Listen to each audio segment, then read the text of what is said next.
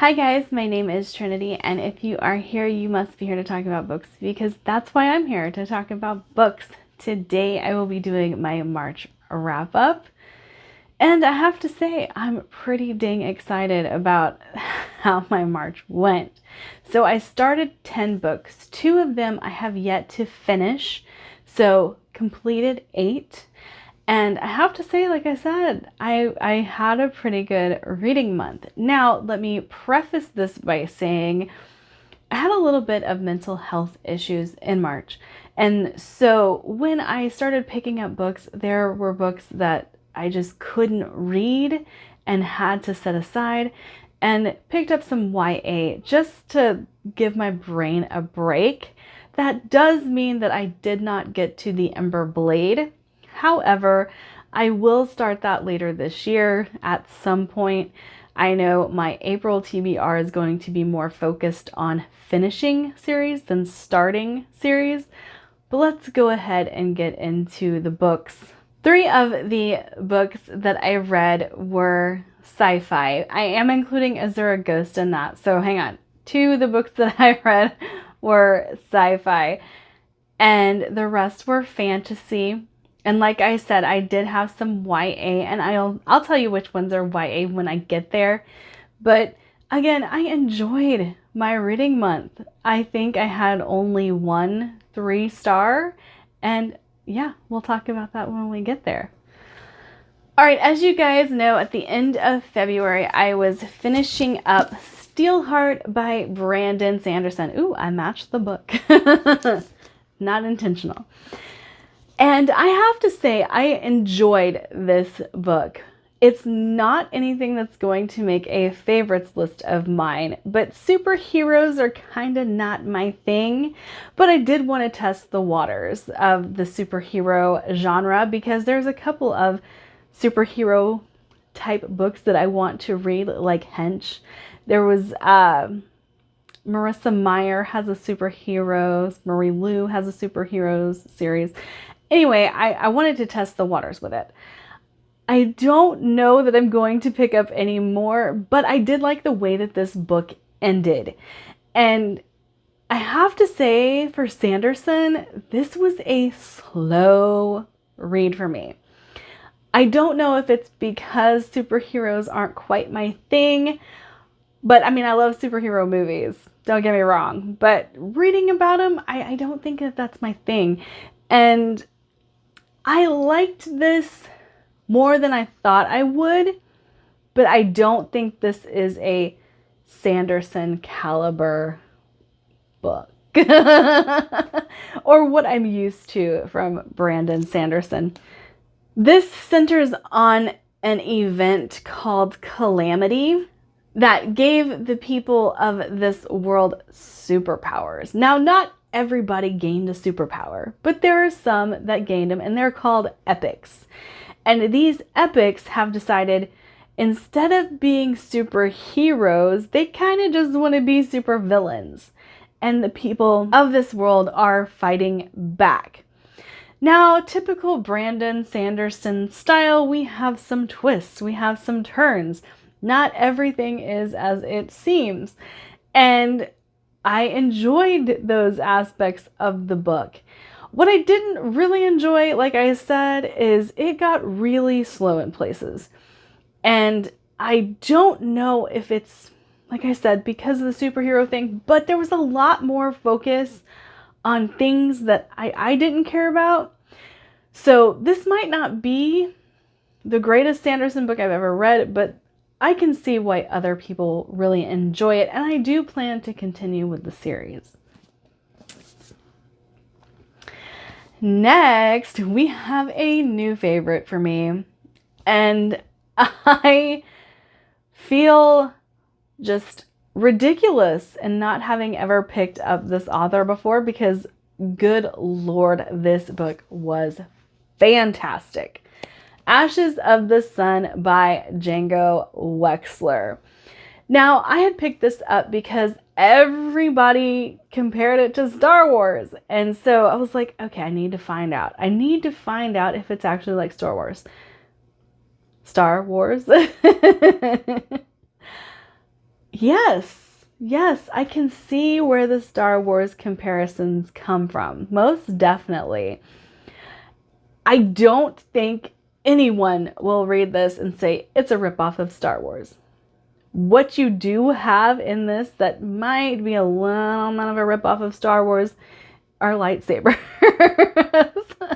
The things that they fight with, they are very reminiscent of lightsabers. So this is about a brother and sister who very early on get separated, and the sister starts to work for the Empire. They saved her life, and so now she feels a bit indebted to them. And the brother just remembers his sister being taken away. Now, she was taken away to be healed, and what he remembers is the event that occurred when she was taken away and what caused him to have to live his life a little differently. And so he is out for the blood of the Empire. He wants to burn it down. And it's really fun to read this and see the two different perspectives of this world, because she's not exactly gung-ho Empire, but she works for them and she believes that she's doing the right thing. And her brother is believing he's doing the right thing as well. And I really love that. I love that about Star Wars, and I love that about this book. And so that's where I feel like the Star Wars comparisons end. But the writing is so good. So good. I could not put this book down. I just wanted to keep going. And like, I'm dying a little bit to be reading something that's not the next book in this series. However, the book I'm reading is absolutely fantastic too, but but I really, really love this so much. And I think this is going to be a favorite. I don't see how this can't like be a favorite unless, you know, the series continues and completely bombs. I don't know how this is not going to end up on a favorites list of mine at some point. Oh, and just to point out, it's epic fantasy. It's character-driven epic fantasy. Who am I? Who am I? So next I read The Mad Ship by Robin Hobb. You guys have heard the story of me throwing the blade itself across the room because nothing happened. I kind of feel that with this book a little bit. And not that nothing happens, because oh my gosh, so much stuff happens in The Mad Ship, it's not even funny. But nothing gets tied up in a pretty bow. We're still left hanging on every single story thread in this series in The Mad Ship. And I'm like, ooh, like nothing is wrapped up. This is the middle book and it's owning it. And I'm dying. Oh. So I don't even know what to say about this book. Oh my goodness. Live Ship Traders, it's fantastic. This is the second book in the series. I loved it. I think I gave it 5 stars. I'm pretty sure I gave it 5 stars. If I didn't, I should have. But I am really enjoying the journey that a lot of these characters are on. I'm really enjoying the live ships themselves. Oh my gosh, the live ships make this series. And I am thoroughly enjoying figuring out what the heck is going on in the world, because there's so much political maneuvering in this story. There is so much lore that we are being like fed little bitty bites of that I'm like ready to figure out.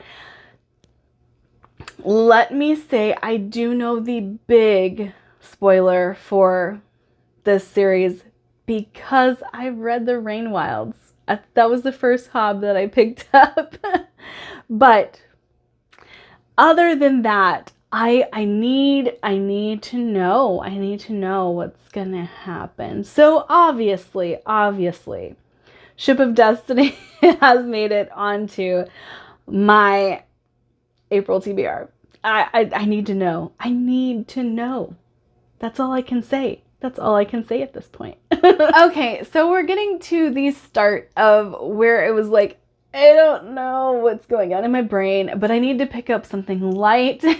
And for some reason, I have had Throne of Glass on my Audible for a long time. A long time. If you guys don't know, I did read House of Earth and Blood by Sarah J. Maas, and I didn't really enjoy it. So picking up another Sarah J. Maas just wasn't high on my radar, but I'd had this, like I said, for a while. I have to say, guys, Throne of Glass actually impressed me.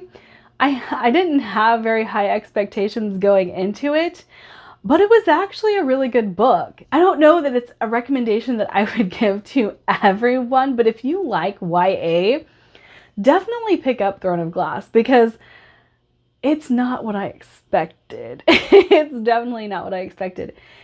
So we have a young girl who is trained to be an assassin from a very young age. Very young age.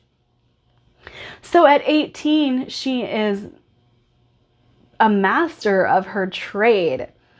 And then the king decides he needs a champion. Well, she has already tried to take out the king, and his son is like, well, I guess who I'm going to recruit to be your champion, and it's her. And so they have this competition to figure out who is going to be the champion. Everyone kind of knows she's gonna win because she is the master of her craft. But things don't always go exactly the way anyone planned. And I think it was beautifully executed. It was a great story. I have nothing against this book. Whereas I read House of Earth and Blood and was like, well, I don't get why people like this. But Throne of Glass was, I can see myself continuing with the series. I really can, especially whenever I need something light, something just not quite so heavy as like the grimdark stuff I usually read or the dark fantasy that I typically read. And this does lean a little bit on the dark, but it's not quite so heavy. And again, like I said, I thoroughly enjoyed it and I was pretty impressed with it. I did get onto my Discord to talk about it because I was like, how come everybody says that ACOTAR is so great and then Throne of Glass is not? Well, my Discord seems to agree that Throne of Glass is better. And I can't speak for the masses, but that was the general consensus. All right. And our Violent Ends by Chloe Gong. Yay! So this is a Romeo and Juliet retelling. This is the second book in the duology of These Violent Delights, Our Violent Ends. I couldn't have asked for a better ending in this duology. This hit all of the notes of Romeo and Juliet that I wanted it to. This gave me all of the political intrigue. This gave me so much that I needed it. I needed it. And I definitely needed it at the time that I read it. And I did say that I would give an update on how romancy this book got. There's definitely more romance in this one than the first one, but it's still not romance heavy. It is definitely a enemies to lovers more so in this one than the first one. And it's because something happened. Something happened in the first book that I was really waiting to see how that played out. That caused their relationship to go south. But I love this duology. Thought this was a brilliant end to it. I gave it 4.5 stars because there was a little bit of something that I didn't quite enjoy, but let's just say miscommunication happens. And I don't like a miscommunication trope. I don't like it. But definitely worth the read, and I highly, highly recommend this duology. It's so good. So good. All right, next I read Defy the Knight by Bridget Kammerer, and I really, really enjoyed it. I don't know, let me be perfectly honest with you, I don't know if these books just fit what I needed at the moment, or if they were as good as my brain is telling me that they are. But I absolutely loved the 3 YA that I picked up this month, because they did the trick. They did what I needed them to do. So Defy the Knight, we again have a lot of political intrigue. And this book was so fun. So fun. So we have a girl who is determined to take down the kingdom. And it is for reasons that are made very clear very early on. Everyone is getting sick, and the higher ups in this kingdom are hoarding the one thing that could help heal everybody. And this is really cool in the way that it plays out, because we have one POV of a guy who is the right hand, the brother of the king. And so you get to see the political machinations from his side. And he has had to become this really like hard, evil type being that no one's gonna mess with, because they took power at a very young age and had to show how cruel they could be so that no one came up against them. Now that is kind of backfiring because no one likes them. And then the girl that we have that is our kind of our main character, she is trying to get this medicine to her people. And so she's doing what she can to defy the night. And kind of get the medicine out to who she needs to get it to. And then she kind of stumbles into the castle and gets caught. And I say this, she does. She stumbles into the castle and gets herself caught. And then things go from there. And I can't say anything else without spoiling what's going to happen in the rest of the book. But I thoroughly, thoroughly enjoyed it. I loved it. I was like, oh my gosh, this is great. I gave this 4 stars. I gave it 4 stars. It was fantastic.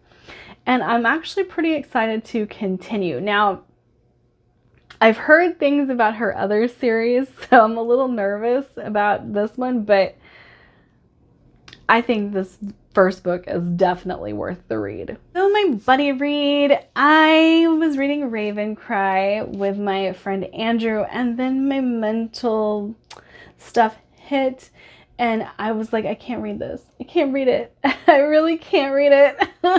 It's too dark. My brain is just going to dark places, and this is too dark.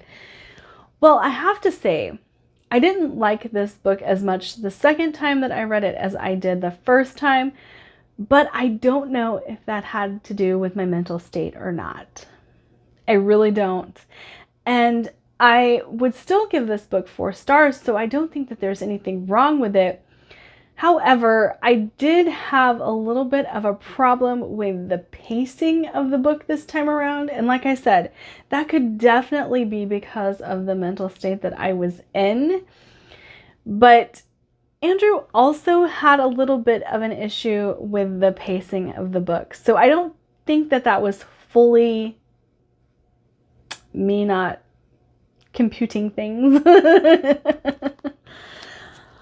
But let me say, I love Galhero. I think he's one of the better fantasy characters, one of my favorites. I really enjoy him. And I was talking to Andrew about this. I like that he's a romantic at heart. I love that. There is so few books that you find a male character who's a little bit of a hard ass, but a romantic at heart. Like, I love that about Galhero. I just really love it. Now, we did discuss the ending of this and how it should have gone, and we both kind of agree, but I love Galhero, and so I couldn't be too mad about the ending of the book. But this book does take you on a wild ride, and there is a little bit of Deus Ex Machina in it. However, it's written into the story in a way that you knew it was coming. You knew it was coming because the cavalry that is there is imprinted into his skin. So, I mean, you knew it was coming. But yes, I love this still. I didn't love it as much as I loved it the first time, but I'm really excited to get into Crowfall because I don't remember a lot of what happened in Crowfall because I had a huge reading slump. I read it like in that time frame, and my brain is not processing anything I read in that time. And if you guys don't know, I have a pretty bad memory as it is. So my brain is not processing what happened in Crowfall. So I'm very excited to read it. Next, I read The Long Way to a Small and Angry Planet by Becky Chambers. Now, I'm just going to tell you what everyone tells you. It is like playing Mass Effect and just playing the side quests and not doing the main quest. But that's exactly what it is. That's exactly what this book is. And I don't know how to explain it any other way. But other than like the main thing that we're given as the issue, the problem, we don't focus on. It's mentioned and then nothing happens with it. But then we go off on all of these side tangents of these other characters, and it's very character driven. It's very cozy, and it's cute and it's fun. And I think a lot of things are touched on in this book, such as sexuality, non-binary, like so many things are discussed in the book that I do think is worth the read. However, it's not the book for me. It definitely was not the book for me. It served its purpose in what I needed it for, because it took me out of that dark mindset that I had found myself in and kind of just let me float through. So it definitely served its purpose, but it's just not going to be a series that I pick up again.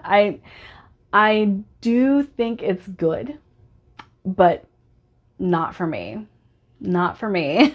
Okay, and for the two books that I am currently reading, the book that I have on my nightstand, I'm not going to go get it I'm not going to go wake up my husband to go get it. Azura Ghost, I am currently reading it. It's in my bedroom. And then I'm about a little more than halfway through A Fool's Hope by Mike Shackle. This book is so good. It's so good. This is another that I think is going to be a favorite series for me. If you don't know, The Graven, Azura Ghost, No Fat Gloss, that's already a favorite for me. So if I'm not like hyping that one up, it's because I hype up No Fat all the time. But I absolutely love this book. I love it, and I can't wait to get through it. Only problem is the third book's not out yet, but I do hope to finish this before the month is out. I am recording this a little early, so if I finish this, I'm going to finish this. I'm going to finish this in the next day or two. So I will give you a full review in my April wrap up of this and Azura Ghost. But that is it for me today. Like, subscribe, do all the fun things, and I'll see you guys in my next video. Bye!